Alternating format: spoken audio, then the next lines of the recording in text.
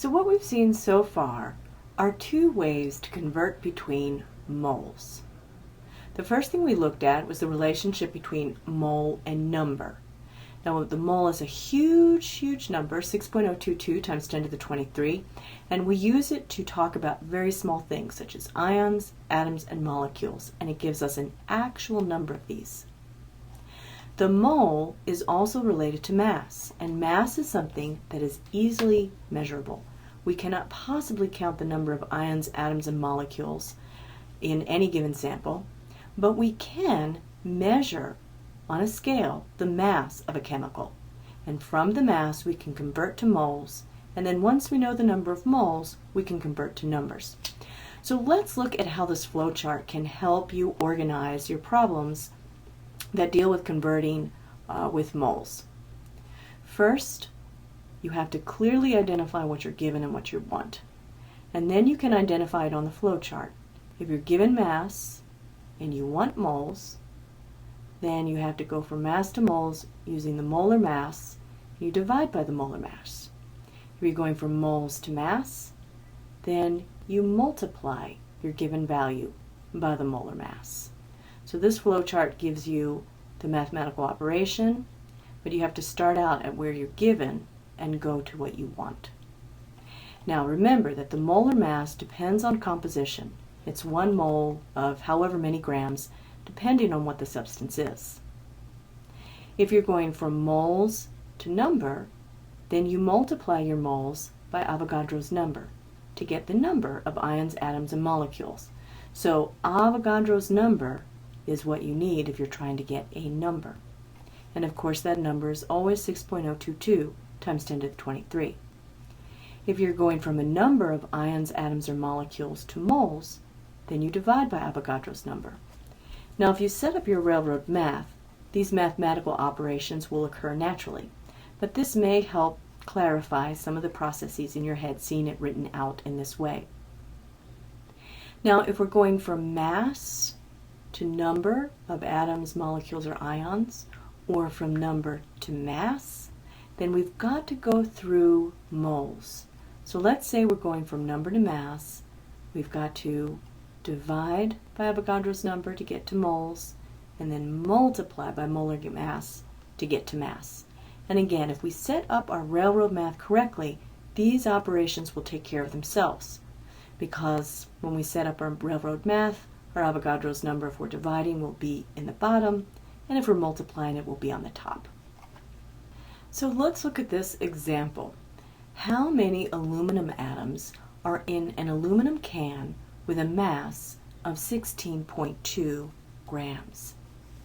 So let's look at our flow chart. This is what we're given, and this is where we want to go. We're given a mass, and we want to know a number of atoms.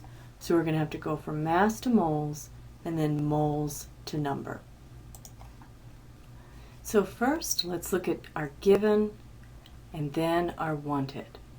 And we've got to come up with the conversion factors that take us from mass to an actual number. Anytime we're looking at an actual number of atoms, we've always got to use Avogadro's number. So 1 mole of aluminum, and that's going to be aluminum atoms, is equal to 6.022 times 10 to the 23 aluminum atoms. So here's our conversion factor that deals with an actual number. Now I've got to get to mass. I have mole here. How do I get from mole to mass? Molar mass. And to get the molar mass of aluminum, I've got to look on my periodic table. Here's aluminum right here, and its molar mass is 26.98 grams. Okay, so 26.98 grams. Okay, so let me do my unit check.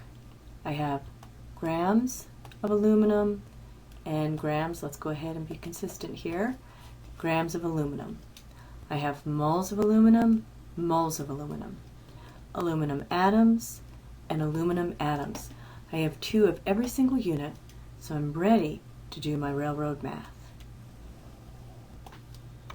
So I start out with my given, and I have grams of aluminum up here, so I need grams of aluminum down here. Here's the conversion factor that I use. 26.98 grams of aluminum. And on top goes 1 mole of aluminum.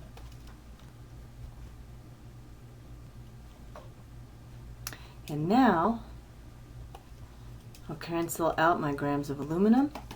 Here I have mole of aluminum, so I need mole of aluminum here, and I've already used this conversion factor, so I've got to go on to this one. 1 mole of aluminum is 6.022 times 10 to 23 aluminum atoms. Now before I do my math, I'm going to make sure that all my units cancel out. Grams of aluminum, moles of aluminum, and I'm left with aluminum atoms, which is what I want. Now definitely you want to plug these values into your calculator and see that you get the same answer. Whoops. Let's see. My calculator tells me 3.61587842823. Whoops, no it doesn't. Times 10 to the 23 aluminum atoms. Okay, so let's first ask ourselves, does this make sense? Huge number here. We're talking about number of atoms, so that makes sense. This is around a little bit more than half of the mass of a mole, and a mole is 6 times 10 to the 22, and this is 3.6 times 10 to the 22. So our answer makes sense. Now finally, let's look at sig figs. I'm given 3 sig figs, so 1, 2, 3. There's my last allowable sig fig. So my answer in correct significant figures is going to be 3.62 times 10 to 23 aluminum atoms. Now let me just point out that this 10 to the 23 is hugely important. If you fail to write this down in a quiz or a test, you will lose points. Also notice it's important to write down these, even though they're not typical units such as measured values like grams or pounds, they're still very important descriptors. So every single part of this answer is necessary for you to get full credit on a quiz or a test.